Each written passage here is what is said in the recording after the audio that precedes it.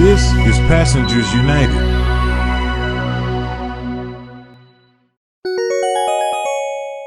Building collapse, and we saw yet again, and we'll get more detail to the press as it unfolds, how our bus operators rise to occasions. That there was a bus that was moving right through the intersection at the moment of that building collapse, and we have some pretty renewed evidence of the professionalism and training and humanity of our bus operators. So Rich will be talking about that a little bit later. I want to start out by saying a big thank you for being here to our City Council Transportation Chair, Sylvina Brooks Powers, who has got to road. So we're gonna get this show on the road, but always appreciate the leadership that you have shown. You're a Southeast Queens elected. The borough president is a Southeast Queens elected. Senator Comrie, there's an extraordinary group of leaders in Southeast Queens who are all about buses and mass transit, and we're blessed to have you as partners. Listen, today is such an exciting day to be talking about the Queens Bus redesign. This has been years in the making, and we are here to unveil the proposed final plan, because this is an iterative process in dialogue with the community and the electeds. It goes on, but we're moving forward. I am Jano Lieber. I'm here today with New York City Transit President Rich Davey, Senior Vice President of Buses Frank Anacaro, Adonis Rodriguez, the one and only New York City DOT Commissioner. I already talked about City Council member and Transportation Chair Sylvina Brooks Powers, but there is Donovan Richards, somebody who's been working closely with us all along. Senator Comrie, not here, but I gotta, where's on his way, but I gotta share the love to Senator Comrie. We have staff from council members Shulman and Senator Gianaris, and representatives from the PCAC, the incredible network of advocates for transit and buses. Andrew Albert, Kara Girl, here with us today. The Riders Alliance is represented by Caitlin Pierce. Where is Caitlin? Caitlin. Love that Riders Alliance. They're always here for transit riders. Transportation Alternatives is represented by Laura Shepard. And we have the Tri-State Transportation Campaigns Representative Corey Hannigan listed as well. Have I left anybody out? Got to name them all because it is a great team. Listen, creating a better and faster bus system has been a huge priority for me since I took over as MTA chair. I have always said buses are the engine of equity in our city. They disproportionately serve seniors, people with disabilities, residents of low-income neighborhoods, especially communities of color, and all of the people who don't have ready access to the subway. Queens is the center of that issue. Because of history, Queens has much less rail service, subway and commuter rail, than its population would justify. And we are dealing with it by having the most intense and vibrant bus network in the city. There are 800,000 bus riders in Queens. 800,000. That is more than the entire bus ridership of Chicago. That tells you how big it is. Those riders deserve a strong system that's faster than walking. This is the minimum, folks. Got to be faster than walking. And they need that to get everywhere they need to go: school, jobs, healthcare, and to really enjoy the full benefit of New York. We believe that this redesign is going to be a tremendous first step to improving service. It's $30 million more of bus service, 30 million more. And this is a switch from the first version. Before COVID, we were talking about a bus redesign that was capped at existing investment in the bus system. This is not that. This is additional investment in the Queens bus system. The latest draft provides 4 new routes, 15 new route labels, 8 new overnight routes. So 24/7, the city's 24/7, the bus system needs to be 24/7, and 27 rush routes that will connect people with bus service to those rail hubs especially. And as well as a new express bus route from Southeast Queens. We love Southeast Queens to downtown Manhattan. It's something that many people have been talking about, including those electeds represented here today. Something for everybody in this mix. From the jump, this has been a customer-driven redesign. We've been listening to folks, and that's not going to change. We're also going to keep working with Commissioner Rodriguez and our partners at DOT, City DOT. Got to create those new bus lanes and new busways and expand bus enforcement. The buses got to be faster. We need partnership with the city. I'm very proud of our collaboration with all of these leaders and the dividends it's going to produce for Queens bus riders. Great things are happening here. More jobs, more economic activity. We have a once-in-a-generation opportunity to create a vibrant 21st century bus system that can support the economy and the opportunity that we want for Queens. This is where it starts. So with that, let me turn it over to Rich Davey. But after Rich, I'm going to throw it to Selvina Brooks Powers so she can say a few words before she turns into a pumpkin. Here we go. So the pressure's on. So I will be quick then. There are just three. First, I want to thank Jano because he has been pushing hard for better bus service since he's been chair. So Jano, thank you for continuing to remind us that buses are as important as our other modes, if not more. Three things I want to say. First, Queens gets the money. Queens gets the money. $30 million of an investment, as Jano said. That is a significant investment in buses in Queens. And that's because elected officials, our customers over the last couple of years now told us that they wanted more. And so that's what we're delivering. Two, we still have more process to go. This incredible bus team over here, by the way, at New York City Transit, and our government and community affairs team will be out at community boards. We'll be doing pop-ups, probably not in January at this location, but other places to get customer feedback, electeds' feedback, and others. And so to maybe quote Winston Churchill, this is not the beginning, this is the end of the beginning. We've got a lot more process left to get feedback from our customers. And lastly, as Jano said, redesigns are important, but it is one tool in the toolbox to make bus service better. And that includes bus lanes, that includes ACE. Speaking of ACEs, the senator just showed up who gave us the ability, thank you, I appreciate that. That's it, that'll be it for me for my career. But to give us the ability in the legislation this past year to look at clearing out bus lanes or bus stops, which is an equity and disabled issue for sure for our customers who are disabled. And double park cars. So this is one tool in the toolbox. We are looking forward to delivering faster, more reliable service for Queens. So with that said, I'll kick it over to the chairwoman for a few words but she's been a great and a stalwart for us in transit overall. Please, Sylvia, thank you. Thank you so much, and good morning, everyone. I'm so appreciative of the partnership that has been established with the City Council and the MTA. So really, truly thankful for the partnership.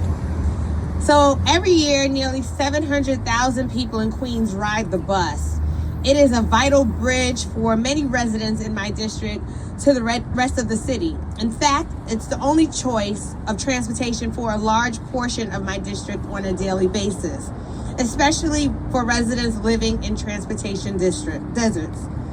The bus redesign is an opportunity to invest in and elevate our bus service, to ensure that residents living in these deserts have the reliable transportation they need to get to where they must go. And while I appreciate the intention, I have serious concerns about the proposal at hand.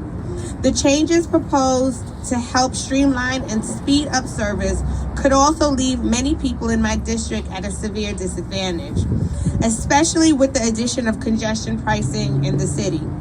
I want to ensure the MTA is looking at the bus redesign and congestion pricing holistically, and this process must be equitable and balanced. The new proposal is a kickstart to another round of community engagement opportunities, and I'm encouraging community leaders and community members to be vocal advocates in the process. Fiercely engage in the discussion from start to finish. I also encourage the MTA to listen to what the community says about the redesign and remain flexible and adaptable to their comments and suggestions. I look forward to working closely with the MTA and the amazing team here on the Queens Bus Network Redesign to ensure that they are implementing the most equitable and fair proposal possible at the end of this process. I appreciate the opportunity to participate in today's launch, and I look forward to the next steps. So thank you, Chair Lieber, and thank you, President Davey, and to all of my colleagues here. Thank you. So, thank you. We're glad to have a chance to hear from the chair before she had to depart. Commissioner, would you say a few words on behalf of the city? Thank you. First of all, happy holiday, everyone. It's great to be back in Queens. Most of you know my name is Daniel Rodriguez, Commissioner of the New York City Department of Transportation. And on behalf of Mayor Eric Adams, it is my pleasure to be here with the MTA Chairman and CEO Jano Lieberman, Transit President, great friend Richard Davis, and the authority leadership for this great announcement, of course, with the great elected officials here from Queens. Our buses, as you heard from the chair, help move hundreds of millions of riders each year. The majority of them are people like me, working class or middle class. In Queens, over 50% of all residents rely on public transit for the daily commute. With a new bus network, we can hold the majority of commuters in Queens spend more time with their families, especially during holidays and other special days, an important appointment or a cultural event, and less time waiting for and riding on buses. The city has always supported small and large projects across the city, focused on making our transportation system more reliable, efficient, and accessible to all New Yorkers. And we strongly support the holistic efforts of the Borough Bus Network Redesigns to improve bus service through simplified routings, improve access to important destinations, and change bus stops. The city has built a record amount of dedicated bus space in recent years, now to a total of 150 bus lanes. In Queens, we have developed many great projects to help commuters get around faster. We now have busways on Main Street, Jamaica Avenue, Arches Avenue, improving bus speed up to 30%. This year, we are delivering a major bus priority project across the city. East Gordon Hill Road in the Bronx, Livingston Street in Brooklyn, and Northern Boulevards here in Queens, which serves approximately 7,000 riders a day, just to name a few. And for the first time in years, New York City DOT will be installing more bus shelters in Queens as part of the redesign to provide additional seating and better project riders from the elements as they wait for the bus.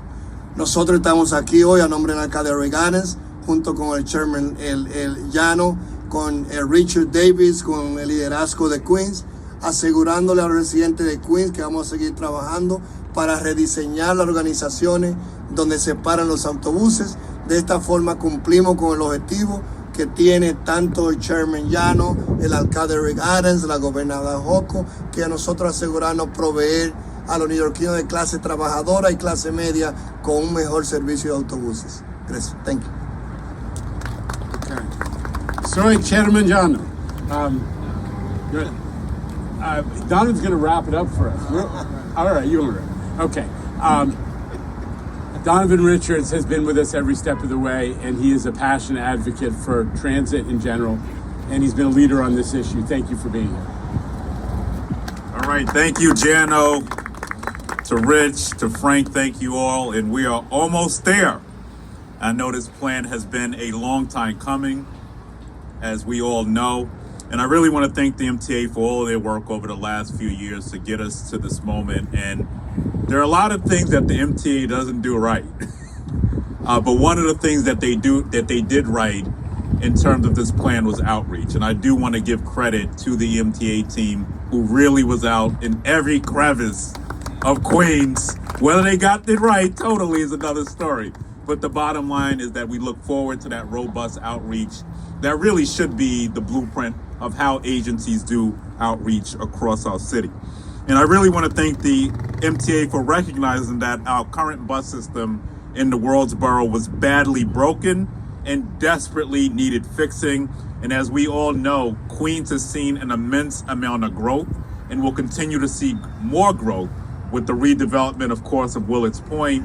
We now have just released a plan with the governor last week to redevelop the Creedmoor campus, We have another rezoning effort in Long Island City, downtown Jamaica. So we know that our bus lines have not kept pace with the growth of our borough, and this is really an opportunity for us to fix that.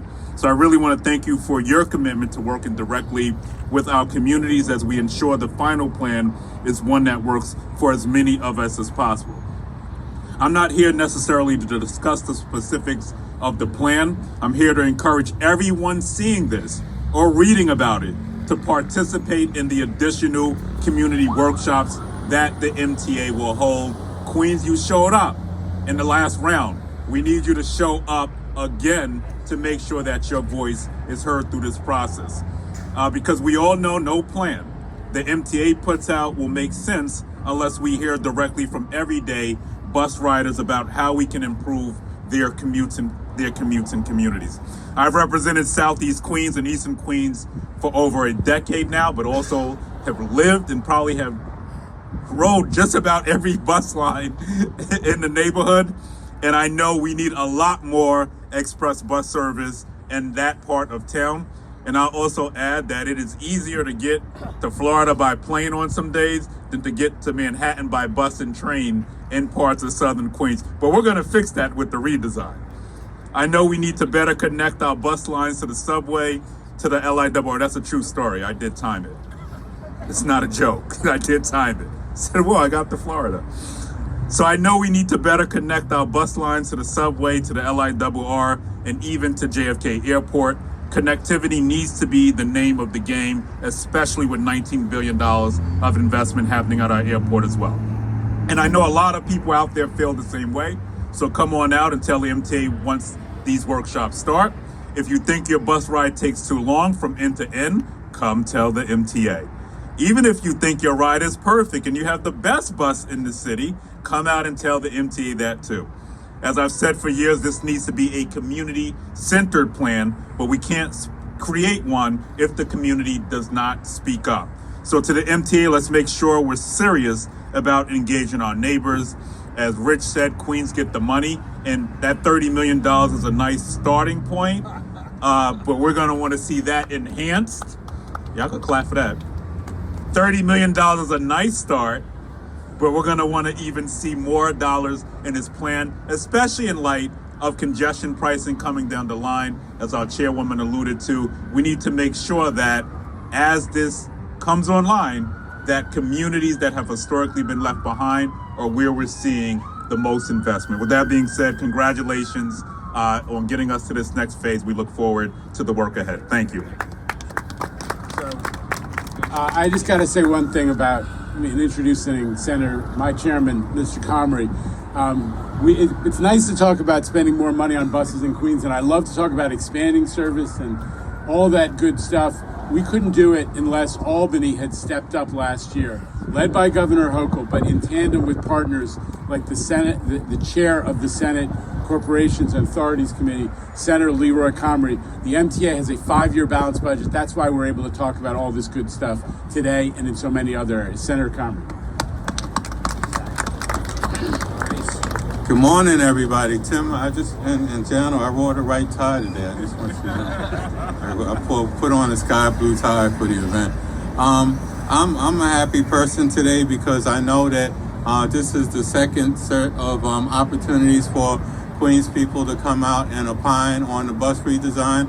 I want to thank Jano Lieber and Richard Davey and the entire MTA team for understanding that after the first round, we needed to do more. We needed to go back and look at this plan. We needed to make sure that it was transportation friendly. As Selvina Brooks Powers said, that it services the Rockaways and the far eastern part of Queens, that it makes sure that we have the connections we need so that people can get to the Long Island Railroad, especially now that we have a city ticket that'll make it easier for people that we push for in the budget. And hopefully we can keep expanding the city ticket so that Queens commuters can have an opportunity to get home to their children in an earlier time, that they can get home and make sure that they have the connections and they don't get home at 8 o'clock at night or 7 o'clock at night. So I'm just proud of the MTA because they have invested $30 million as a baseline, as Borough President Richard said, into this plan. And I'm proud of the fact that we now in the state have funded the MTA capital plan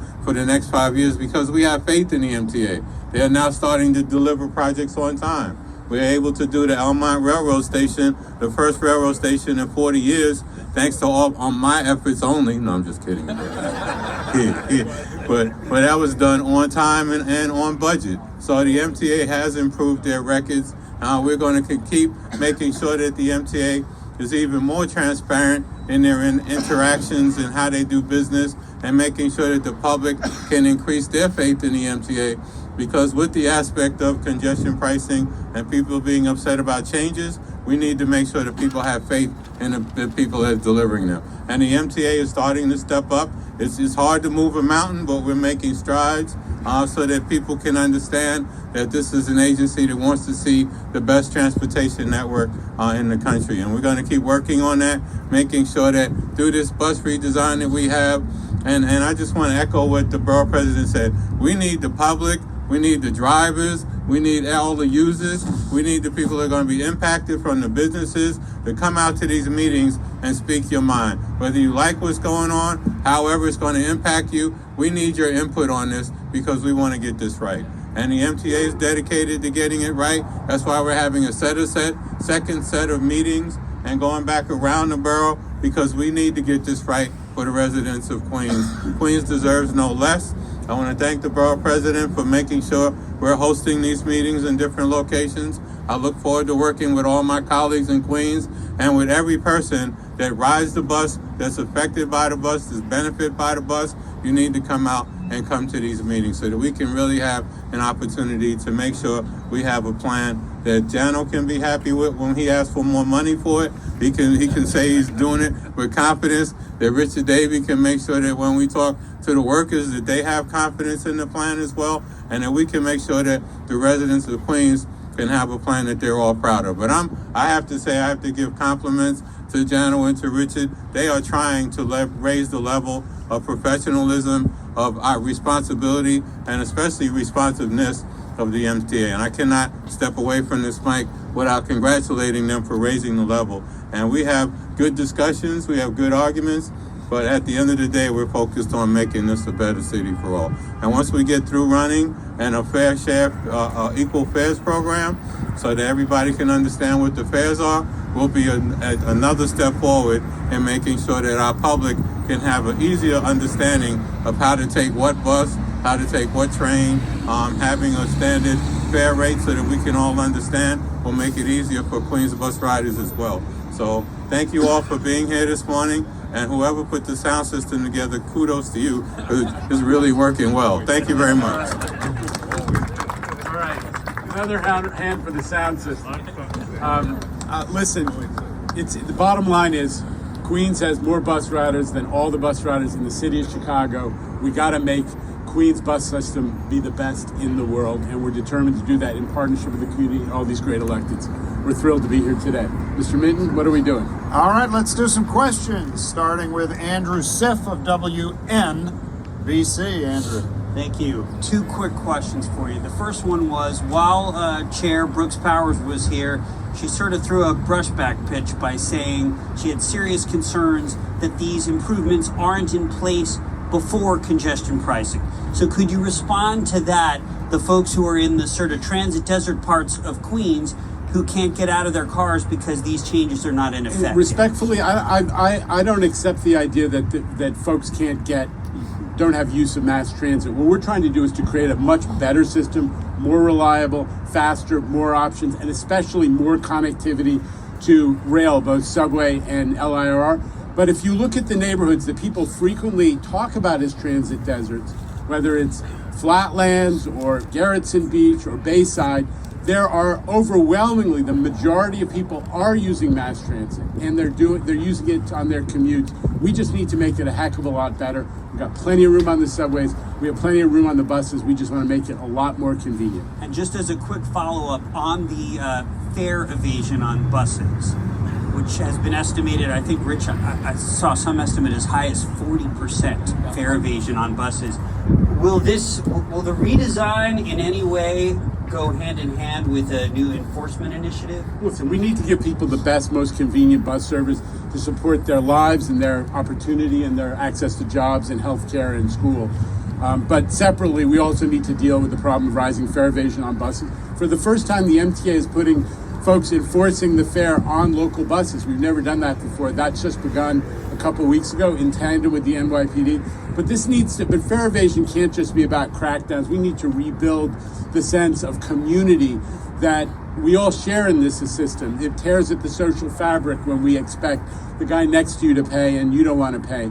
We're going to have to rebuild this, the sense that this is part of our shared obligation as New Yorkers. Andrew, just the council member and the chair is concerned because in trying to take care of her community, they did too much. So it's about tinkering. It's not about, she's upset because she wants to get it right. She's not upset because it's all wrong.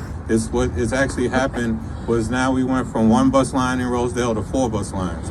And that'll confuse people. So she wants to see that cleaned up. It's not a matter that she's looking to throw the whole thing underwater.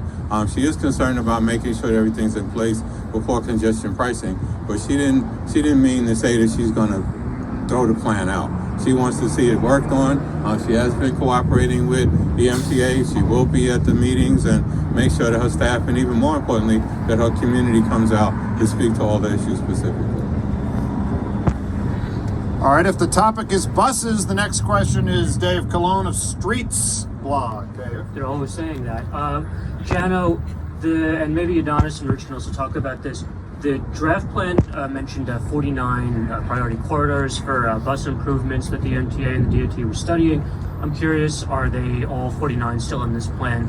Does the plan have any ideas for bus lanes, bus priority projects? What's going to go on with those? Yeah, so I mean, as I made in my remarks, I mean, obviously the redesign itself is important, but it's one tool in the toolbox to improve bus service across the city. So yeah, we are looking at a number of corridors, as you mentioned, priority corridors for not only bus lanes, but enforcement. Again, kudos to the legislature for giving us the ability next May to roll out from our ABLE to our ACE program, which is going to be key. And then even amenities. I mean, the commission, I just talked about this recently about sort of, the countdown clocks. He mentioned bus shelters. I'll let him speak, but there are a bunch of other things we want to do, not only around the redesign and bus lanes, which you guys have covered quite extensively, which you appreciate, but other ways to make it more convenient and just more amenable, to our customers. Commissioner, do you want to? Rich already, summarized. Like here, by the way, I want to acknowledge Janet, who is our person, working in collaboration with the staff of DOT. She's our person at DOT, the expert when it comes to leading the whole team for our bus redesigning part. Those 49 areas part of the intersection that together with the MTA, we will continue assessment and doing the work. And what's next for all of this? I know we've heard talk of meetings. What is the process to get this in place, say, before congestion pricing, or to see it get tossed out again? Yeah, so next step, as mentioned, we'll be doing a bunch of communities. Obviously not over the holidays. We want actual public participation, so you'll start to see that roll out in January. But we'll be at community boards, briefing other elected officials, pop-ups as I mentioned, which is just go out to bus stops. Talking to our bus operators. We've been fully engaged with our bus operators. We will continue to do that. So this is going to be another, several months before we come back to ultimately our board for approval. But we have work to do. All right, next up is Samantha Liebman from New York One. Sam. Will this mean that bus lane build out will speed up along with the bus redesign? And this is for Commissioner Rodriguez. Can you tell us so far how many bus lane miles have been built out since Mayor Adams has taken over? We know how many lanes have been built, but the amount of mileage. And then also for Jano, I noticed doing some stories that a lot of the Omni machines on buses are out, and that may also limit fare collection as well. And are you addressing that? Yeah, so as I said before, by the by this year we have built 18 miles enhancement or a new lane. It's a record number. This is the 5th largest mile that we have built in our city. We all work we are across our goal to get to the higher numbers of bus lane that we want to do. We had to navigate, through community elected officials, and we know that it takes a lot, but we're proud of those 150 bus lane that up to now we have built in the city of New York, and more to come. So the question of Omni readers, we have heard that. We've started to see that. So not only, we're looking at fare evasion, as Jano said, with enforcement, but again, where we can be improving. So we've been working closely with Cubic. I know there's actually a software upgrade coming over the next few days for some of those readers. And we're looking at it a lot more closely because you're right. I mean, part of what we need to do is ensure that folks who want to pay have the ability to pay. And it's not perfect. It's not 100%. So that software upgrade should help. And better reporting, which we're getting as well, to make sure that our operators are either rebooting or otherwise we're changing them out. So, but it's going to be a full and comprehensive review on how we're making sure we're fighting fare evasion. Do you know how much that's contributing to pending losses? Not off the top of my head. And I just wanted to add, and we worked very closely with the chairwoman and, of course, Speaker Adams and the City Council on the Fair Fares program. And we continue to need to see that program expanded, because you're not going to criminalize your way out of this issue totally. Of course, those who should pay, but there are individuals who are struggling in our city, and that program, I believe, can play a big solution as long as we continue to expand it out. So that program we're going to look to, even as we go into the next budget season, to look forward to it expanding more. Our next question is Greg Mucker of Pix 11. Greg, right in the center. Could you talk a little bit more about bus lanes and that conversation? There was a high-profile one, the Fordham Road, where there was a lot of back and forth on it, and it ended up not looking now like kind of the agency wanted it to, and there was some disagreement. Is it?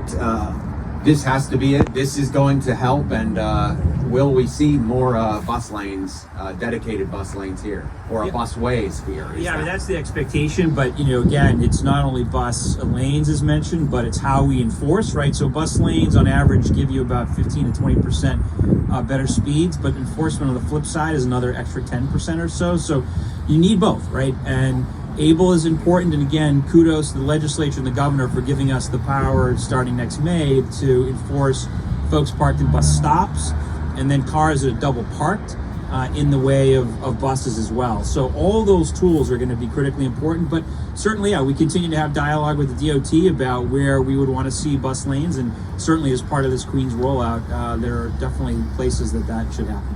And just to bring it back to this thing, we're talking about making faster bus system includes having these rush routes where you're connecting people from neighborhoods, residential neighborhoods, to subway and Long Island Railroad stations, and they'll be going they're like express trains.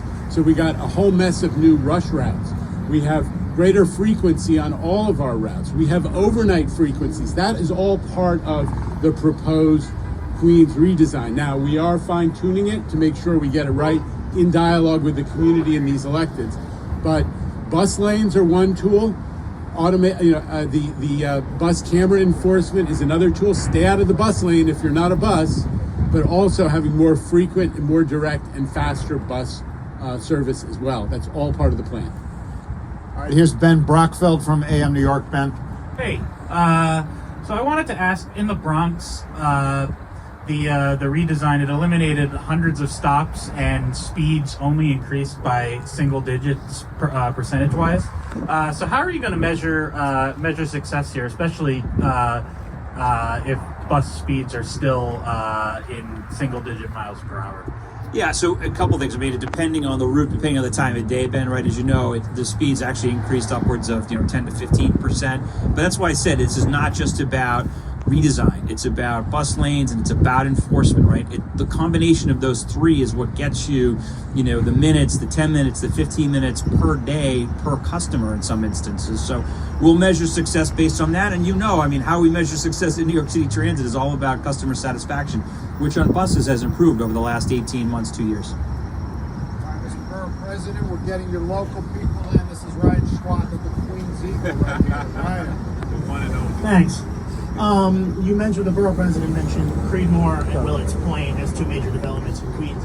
Is there anything in the plan now that looks to help transportation in those areas, or is that something you think will come out in the community input? I couldn't hear you, I'm sorry. Creedmoor and Willard's Point, is there any connectivity? Oh, I think we're doing a deeper dive briefing after on the very specifics of the plan, so I think I'll leave that question to the team to give you after. And I will add on that I do anticipate working with the governor's office that we will see connectivity as that plan is developed between the bus to the LIRR there. And I literally just got off a briefing on Willard's, and there are some conversations already happening, and those are things that will be raised tomorrow. All right, just time for a couple more. We got Jack Morfitt right here from the Post. Jack. Yes, my question's for Mr. Lever. Mr. Lever, how do you defend congestion pricing when you're overspending on infrastructure projects like the extra $1 billion to build the 2nd Avenue subways twice as long as they need to be? Okay. So your friend who wrote that story in the Post overlooked one major fact. In fairness, he usually tries to get it right. He was using a 2004 drawing to criticize the size of the station. The station that he was talking about is way smaller. So missed that one, but we're going to get good stories from the Post in the future, so I'm looking forward to talking to you again. Are there public documents that show what you're discussing? We're not having a debate out here. We're moving on to Evan Simko-Bednarski, the Daily News. Evan. Hey guys. So I just want to double down on a question that my broadcast colleague over here asked in possibly more of a philosophical sense than a technical sense. We've seen a couple of, major high-profile bus projects that just haven't gotten to where folks thought they would be. I understand it's a process, there's a deliberation, but how can you convince folks who are going to participate in this process, local residents who use these buses every day, that what the plan is what they'll see? Because we scrapped the original plan to do this plan. They had at least 80 meetings on the first plan. We took input from people. The MTA realized that they needed to do something different. We're going to do as many meetings as possible. Earlier you talked about getting this done before congestion pricing. My desire is that it's done right. If we do these 80 meetings and it's all blown up again, they're going to be upset, but we're going to have to redo it because we want to make sure it's right. If it doesn't happen before congestion pricing, we want it done right. That's my focus, because the residents of Queens deserve no less. There are interim things that we can do while congestion pricing is happening. More express buses can happen. More the rush buses can happen. But we're not going to adopt the entire plan until everybody's comfortable with it. And fortunately, all of my colleagues in government are aligned with that concept. And the MTA has done a great job at doing the outreach in the first round. They saw what was going on and they decided to redo everything. So we have to give them kudos. As you said, we don't want another failed plan. We want something that's going to work. And it's very difficult in Queens because we have connections to the Bronx, we have people in Brooklyn, we have people in Long Island that are commuting back and forth. It's not an easy plan to do. So I have to give them credit for understanding that they are trying to do the best to come up with something workable that makes sense, that whatever is eliminated, there's a backup or a second resource to give people another option. It's going to take a while, and that's why, again, I would ask that every business that's affected, every person that's affected, every driver that's affected, every user, speak on this plan as we go back around the neighborhoods to find out their feelings and concerns about it. Thank you. All right, we're closing out the proceedings with Steve Nesson over there in the brown cap from New York Public Radio. Steve. Hey guys, just to put a finer point on some of the previous questions, the city's promised or pledged or required, I should say, to install 30 miles of busways a year in the streets master plan. What does the city have to say to the MTA about falling short on that? And the second question is about rear door boarding. Why aren't those, the rear door boarding devices still turned on yet? Why aren't they turned on? Yeah, so the street master plan was my bill. So I was the co-prime of the city master plan. And very proud to have been here with former colleague at that time, council member, being sure that we had a good plan that now DOT is accountable to follow. So we work every day to be sure that we get close to the numbers of bus lane, to the numbers of bike lane. I'm proud of the accomplishment.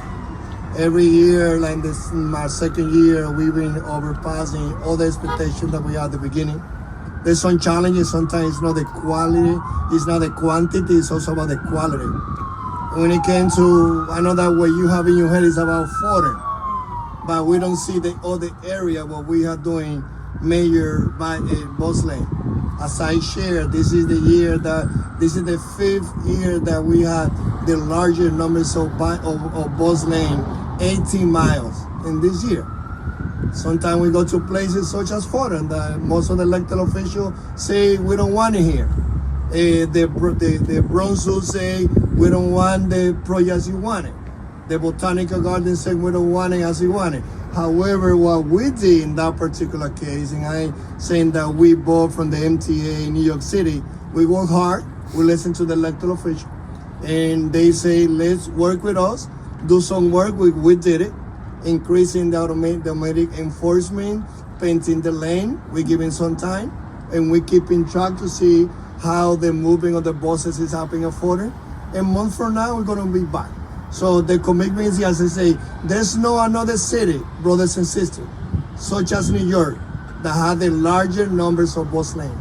It is here in New York City, the most densest city in the whole nation that had 150 miles of bus lanes. So it's a big accomplishment, but there's a lot of more that we gotta do.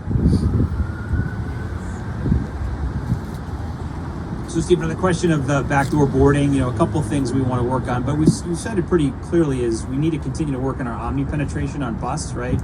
And I think we're starting to get there, meaning we've put, as you know, now Omni machines in stations. We're starting to get the Omni media out a little more. We're starting to see a bit of an uptick on Omni on bus. We have some work to do. That's our focus right now, is ensuring that folks have the ability to pay on that back door, and about a third or less of our customers right now on bus are using Omni. All right, thanks everybody for all the press here. We are going to do a technical briefing, dive deep into the weeds if you want. It's just down the block, and that will start in just a few minutes. Thank you, everybody. Thanks for watching. To stay up to date with Passengers United, please subscribe and follow us on social media. Learn more about us at passengersunited.org.